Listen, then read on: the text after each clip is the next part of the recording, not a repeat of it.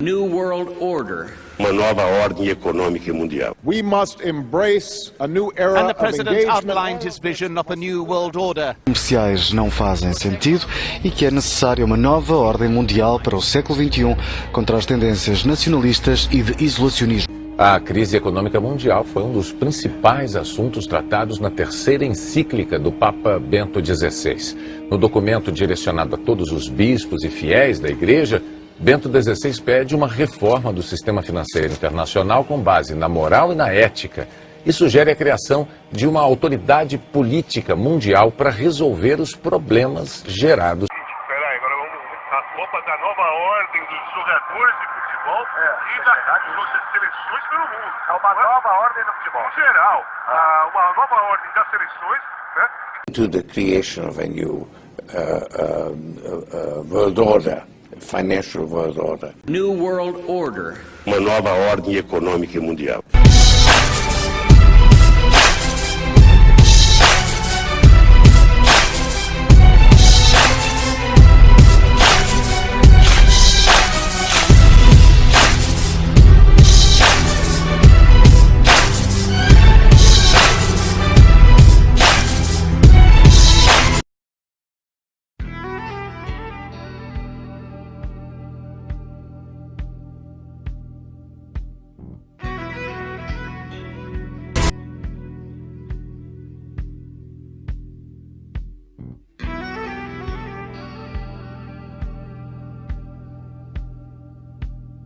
No mundo civilizado, principalmente o mundo ocidental, há uma diversidade de limites. Vemos diversidade nos aspectos sociais, econômicos, culturais e étnicos. Mas escondido abaixo da superfície, longe dos olhos do observador casual e do meramente curioso, existe outra sociedade separada. Uma sociedade de segredos ditando seu próprio código. É o enorme mundo invisível da maçonaria. Eu sou o Mike Mendel. Esse estudo permite uma reflexão racional. O material examinado está em uso atual. E nosso ideal é levar à compreensão do que realmente a maçonaria é. A maçonaria se autodefine como um sistema de moralidade. A base da maçonaria, por onde todos os maçons têm que passar, é a Loja Azul. A Loja Azul inicia os 3 primeiros graus ou níveis da maçonaria. O aprendiz é o primeiro nível. O companheiro é o segundo nível e o mestre maçom é o terceiro nível. A maioria dos maçons nunca vão além do terceiro grau, porém, se alguém escolher ir além da Loja Azul, existem 2 caminhos que podem ser tomados. Um é o rito de York e o outro é o rito escocês. A maioria dos maçons que decidem ir além da Loja Azul entram no rito escocês de maçonaria. O rito escocês tem 32 graus. O 32º pode conduzi-lo para o santuário, se assim ele escolher. O 33º grau que existe é altamente honorário.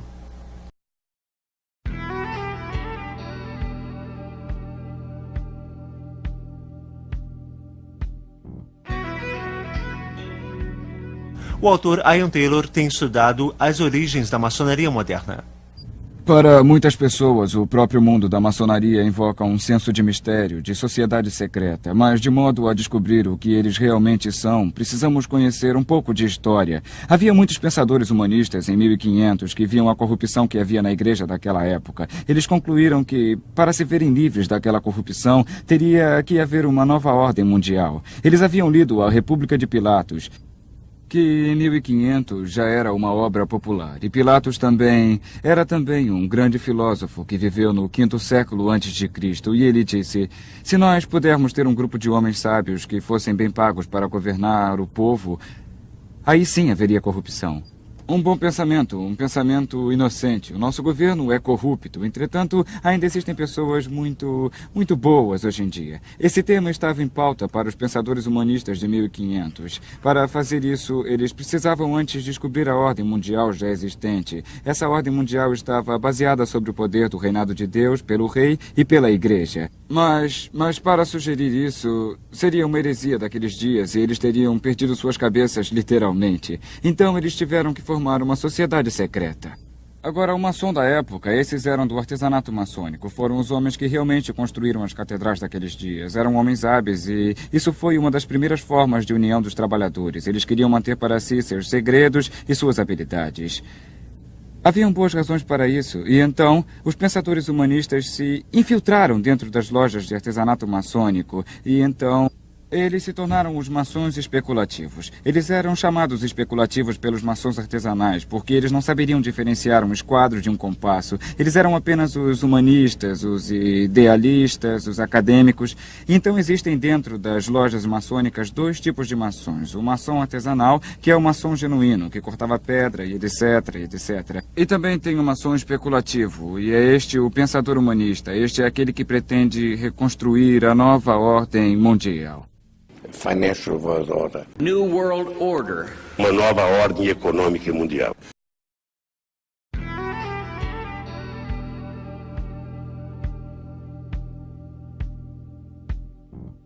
Dos literalmente milhões de maçons do mundo todo, quantos estão realmente conscientes do real significado dos símbolos maçônicos? A resposta é bem poucos. Como a maioria dos maçons nunca ultrapassam o 3º grau da loja azul, a classificação de mestre maçom, a maioria deles nunca descobrem no que estão envolvidos. E nunca vão descobrir o que é maçonaria, a não ser que tentem entrar nos níveis mais altos do rito escocês ou do rito de York. De fato, eles não são só ignorantes, são deliberadamente enganados por seus superiores na loja. Assim falou a própria autoridade Albert Pike. Os níveis azuis não são mais do que a parte de fora do templo. Parte dos símbolos são expostos ali para os iniciantes. É intencional que eles não os entendam, mas é intencional que eles pensem que os entenderam. Quando muitos maçons passam pelos primeiros 3 graus, tornam-se mestres maçons e param por aí, pensando que é somente uma organização fraternal. E eles não percebem que seus líderes têm conscientemente mentido e os enganado porque eles não querem que se entenda os verdadeiros ensinamentos da maçonaria. Eu comecei com boas intenções, achando que estava entrando numa fraternidade de fato muito interessada em ajudar pessoas. Mas agora eu percebo que em escalões mais baixos, níveis inferiores, você não sabe toda a verdade. E um pouco depois, também era o ritual de iniciação com o sangue. Neste momento, o dedo mínimo era cortado e o sangue era derramado. E este era o novo membro fazendo uma aliança de sangue com a organização. O que acontece é que quando o maçom se une à loja, ele primeiro entra no que é chamado de loja azul. E a primeira coisa que ele é obrigado a passar é pela cerimônia de iniciação, chamada de nível de aprendiz. E nesta cerimônia de iniciação, parte da sua roupa será tirada e uma venda será colocada sobre seus olhos e uma corda em seu pescoço. E ele vai ser trazido para a porta da loja maçônica. Ali uma pessoa se aproxima dele e o conduz até lá dentro. E ali ele vai se achegar ao altar. E o mesmo maçom vai ficar atrás do altar e depois do altar fica um homem chamado Venerável Mestre. Hoje percebemos que quando um novo membro se junta à organização, ele se ajoelha com os olhos vendados e com o peito nu. O mestre da loja encosta uma espada de ponta afiada no peito esquerdo. E eles são inquiridos com os olhos vendados a fazer um juramento de sangue para não revelar os segredos da maçonaria, ou eles perderiam sua vida. Todo maçom coloca seu dedão em sua garganta e faz o juramento de sangue para não revelar os segredos da maçonaria ou terá sua garganta cortada de orelha a orelha, seus intestinos rasgados serão dados aos animais. Esse juramento pagão de sangue os levam a jurar segredo para que eles não revelem os segredos que aprenderiam à medida que progredissem na loja maçônica. Alguns dos paralelos entre maçonaria e a bruxaria mostram que as similaridades não são possíveis sem que sejam coincidência. Similaridades em rituais, trabalhos e simbolismos que são tão parecidos que fica claro sugerir uma origem totalmente comum. Para examinar essa possibilidade, falei com um número grande de ex-maçons e comparei a iniciação da Loja Azul com a iniciação dos ex-bruxos. Na iniciação da maçonaria éramos recomendados por outro maçom. Para se juntar à seita, primeiro tínhamos que ser selecionados. Nós tínhamos que ser recomendados por alguém que já estivesse na bruxaria. Quando fui iniciado, meus olhos foram vendados. Me puseram uma corda e no peito me encostaram a ponta de uma espada. Na bruxaria nós éramos iniciados através de um tipo de ritual de cerimônia de iniciação, onde o candidato era conduzido com uma corda e com os olhos vendados até chegar à borda de um círculo mágico. E a corda estava no meu pescoço e fui conduzido adiante. E na frente, no outro lado do prédio, ficava o venerável mestre. Me ajoelhei diante dele, como se ele fosse um deus.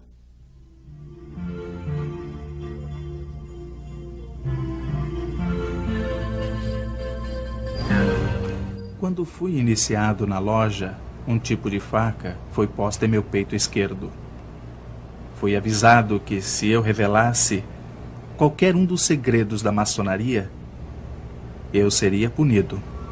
Quando você era apresentado ao sacerdote, uma espada era posta no seu peito, você fazia um juramento de sangue, prometendo ser fiel aos segredos da bruxaria. Quando você está na sala, a venda é tirada de você, e essa é a hora em que você diz que está vindo das trevas para a luz. Durante a cerimônia de iniciação, o iniciante é conduzido pelo sacerdote e é desafiado na beirada do círculo por alguém dizendo: "Quem está aí?" A resposta é: alguém do mundo das trevas. Nossas orações terminavam com "assim seja". Um dos outros aspectos e também características da bruxaria é que sempre ao final de qualquer feitiço ou ritual, onde o poder era liberado, pois era aqui que era liberado, falava-se então "assim seja". O autor e conferencista Ron Carlson dedicou 3 anos estudando profundamente o tema maçonaria. A maçonaria moderna realmente começou no ano de 1717, na Inglaterra. A loja foi formada e muitas dessas coisas foram desenvolvidas depois de 1717, na Inglaterra. Então veio para a América e Canadá, quando as pessoas migravam para a América do Norte durante aqueles anos. E está vastamente estabelecida aqui na América do Norte. Está estimado que próximo a 5 milhões de homens estão envolvidos na maçonaria aqui na América do Norte. Talvez 1 milhão no santuário.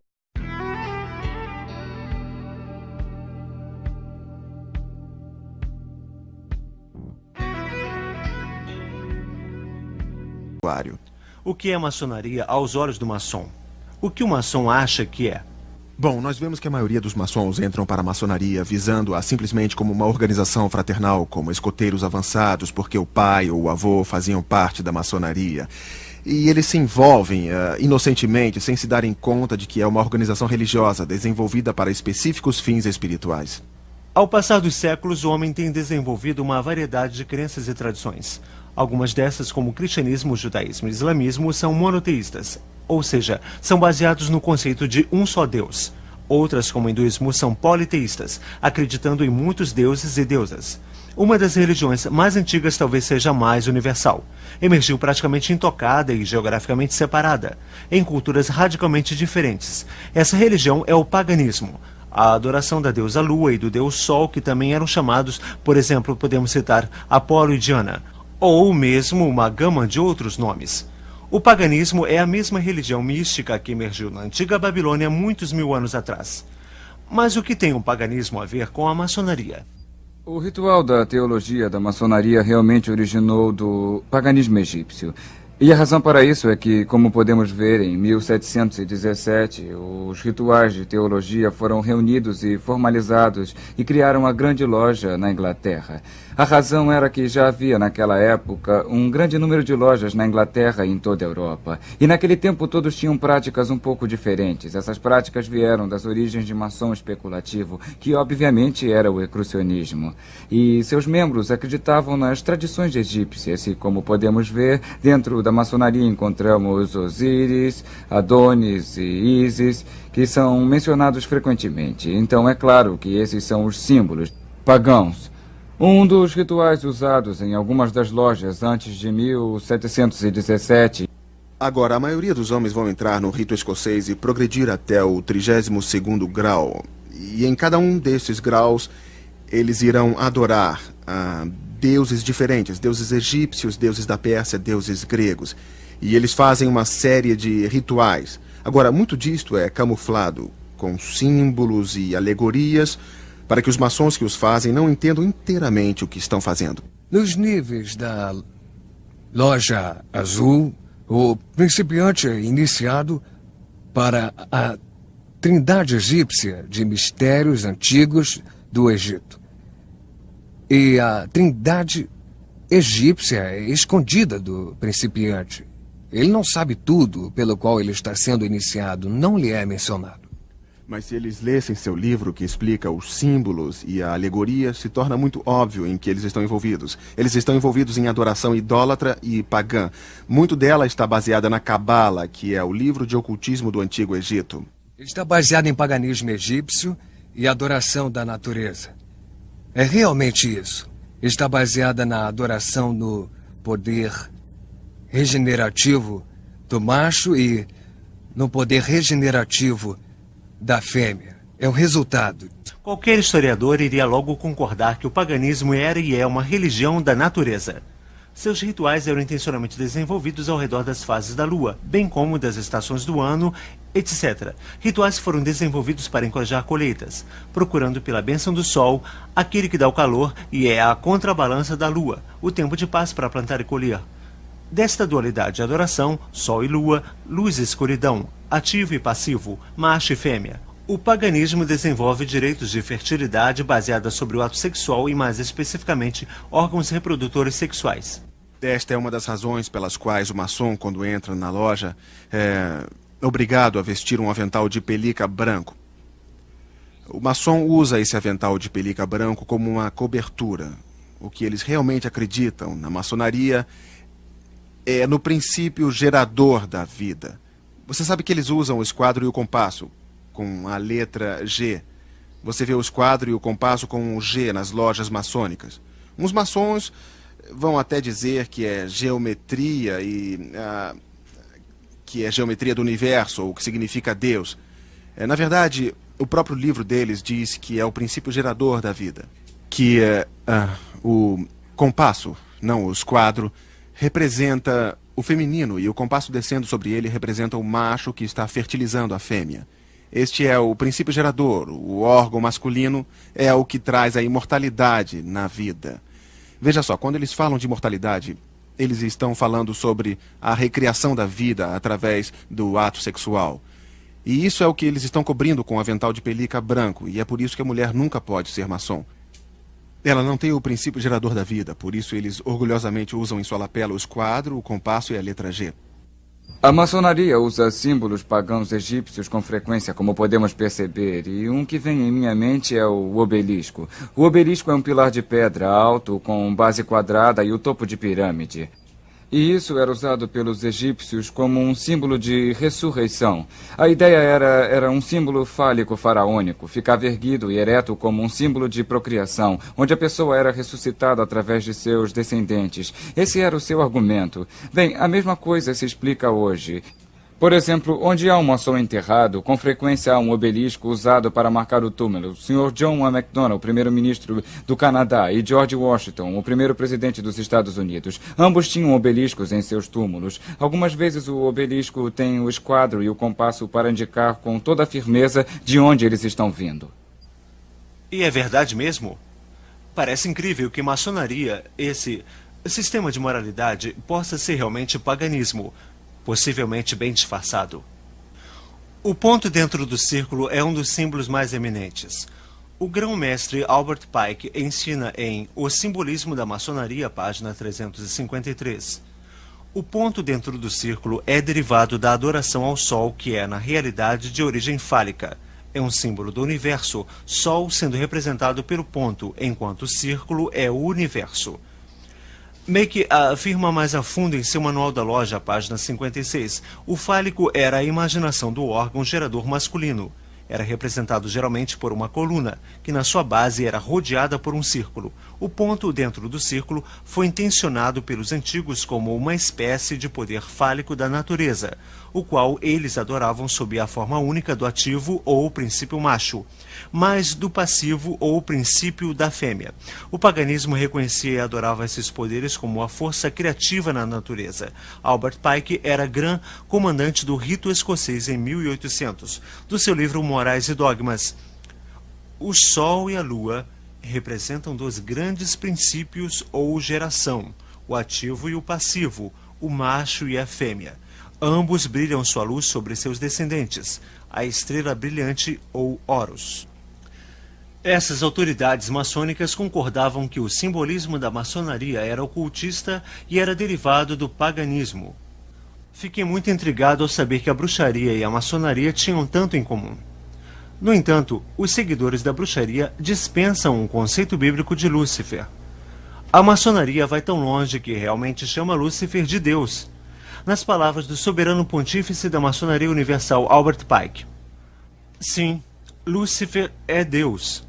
Infelizmente, Adonai também é Deus. A verdadeira e pura religião filosófica é a crença em Lúcifer, o igualitário a Adonai. Mas Lúcifer, Deus de luz e Deus de bondade, está lutando pela humanidade contra Adonai, o Deus das trevas e da maldade. Ouça as palavras do maçom do 33º grau Manlip Hall. Quando o maçom descobrir que a chave do guerreiro é a correta aplicação do dínamo de força vivente, então ele aprenderá o mistério da sua arte. As forças agitadas de Lúcifer estão em suas mãos e antes que ele possa dar passos à frente e para cima, ele deve provar sua habilidade em aplicar essa energia.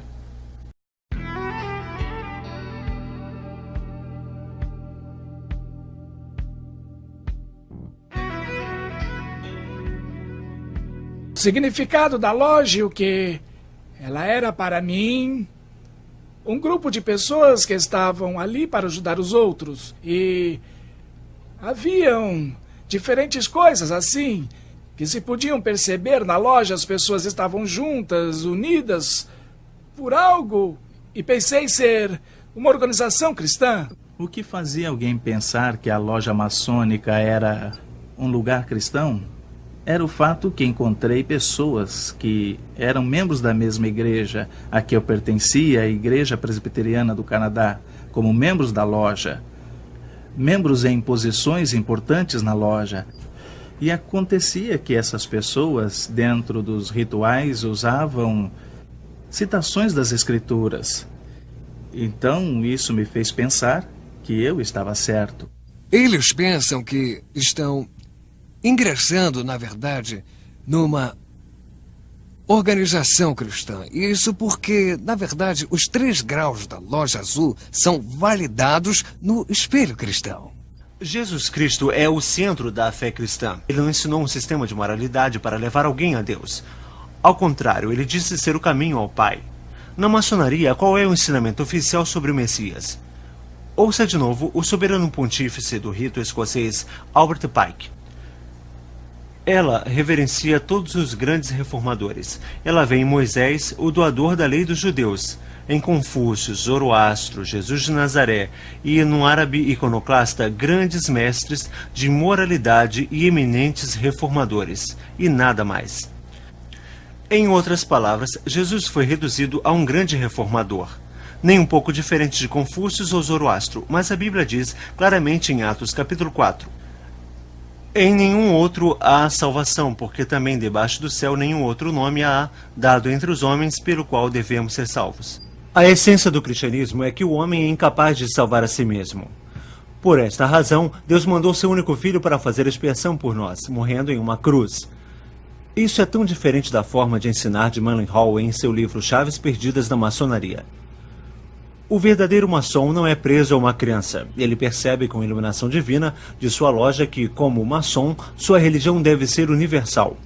Cristo, Buda, Maomé, o nome significa pouco, porque ele reconhece somente a luz e não o condutor. Ele adora em todo santuário, se ajoelha diante de qualquer altar, seja num templo, mesquita ou pagoda, catedral, e percebe com seu verdadeiro entendimento a unidade de todas as verdades espirituais. Nenhum maçom pode ser limitado, pois sua loja é a expressão divina de toda a abrangência. Nenhum maçom pode ser limitado, pois a sua loja é a expressão de toda a abrangência.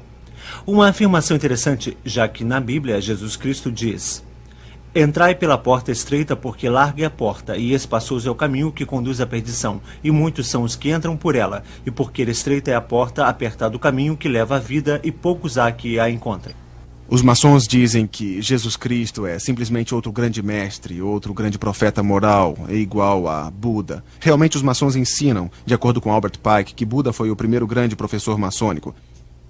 Então eles estão igualando Jesus a Buda, a Maomé e a líderes religiosos para salvar o homem dos seus pecados, porque o maçom não precisa de um salvador. Os maçons acham que eles podem salvar a si próprios através de boas obras. Na loja que eu pertencia, nós tivemos um muçulmano pedindo para ser membro. E os membros da minha loja não tinham como iniciá-lo porque sabiam que não poderiam iniciá-lo com a Bíblia Sagrada. Então, eles mandaram uma carta para a grande loja de Alberta, Canadá, pedindo instrução. E a carta voltou afirmando que deveríamos colocar o Alcorão com o esquadro e o compasso ao lado da Bíblia, com o esquadro e o compasso sobre o altar e iniciá-lo com todas as honras.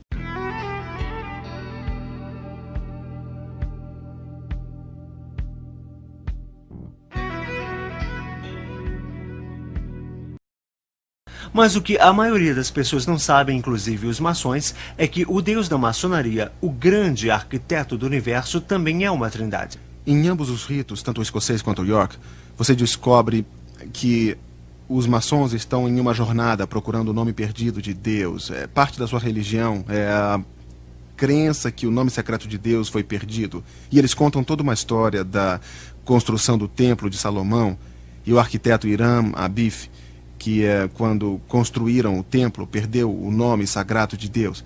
Então eles dizem que o maçom está nessa procura para reaver o nome de Deus. E somente quando chega-se ao grau do Real Arco, finalmente é dito qual o nome sagrado de Deus e que só os maçons é que sabem. E eles se orgulham que só eles são os guardiões do nome secreto de Deus. E este nome só pode ser sussurrado entre os maçons por 3 maçons de cada vez, cada um falando uma sílaba. O nome é Jabulon, que é a combinação de 3 palavras: Jeová, Baal e Osíris, o deus egípcio.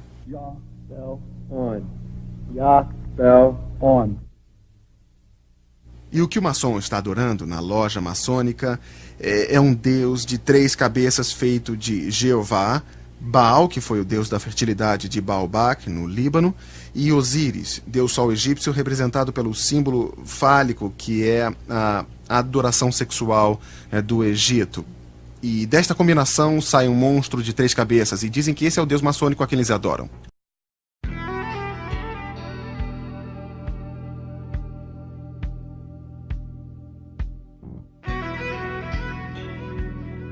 De iniciación en el grado 29 en el rito escocés antiguo y aceptado consiste en que el candidato, el que se inicia en ese grado, es conducido dentro del templo de la logia por el vigilante primero y el vigilante segundo hasta el centro de la misma, hasta el centro del templo de la logia, donde está la imagen de Baphomet, dios andrógino, que es una clara encarnación del demonio, muy reconocible dentro de la cultura occidental. Es una de las representaciones más clásicas del demonio. Tiene torso humano con ambos sexos, cabeza de macho cabrío con grandes cuernos, alas de murciélago. No engaña a nadie con su aspecto. Es una encarnación luciferina porque en la masonería se distingue entre lo satánico y lo luciferino. El iniciado va con una venda en los ojos que se le quita al llegar delante de Baphomet y ahí tiene que hacer una opción entre la cruz cristiana o la cruz de Baphomet, que es con los brazos en forma de X. La cruz cristiana se tira al suelo y el candidato la tiene que pisar, primero con el pie izquierdo, después con el derecho. Y luego ya pide que brille la luz de Baphomet. La cruz de Baphomet, la luz que emana de la cruz de Baphomet, que es la luz de la iniciación, es la luz de la gnosis que viene, según las constituciones de Anderson, por toda una línea oculta en el Antiguo Testamento que nos lleva finalmente a Lucifer.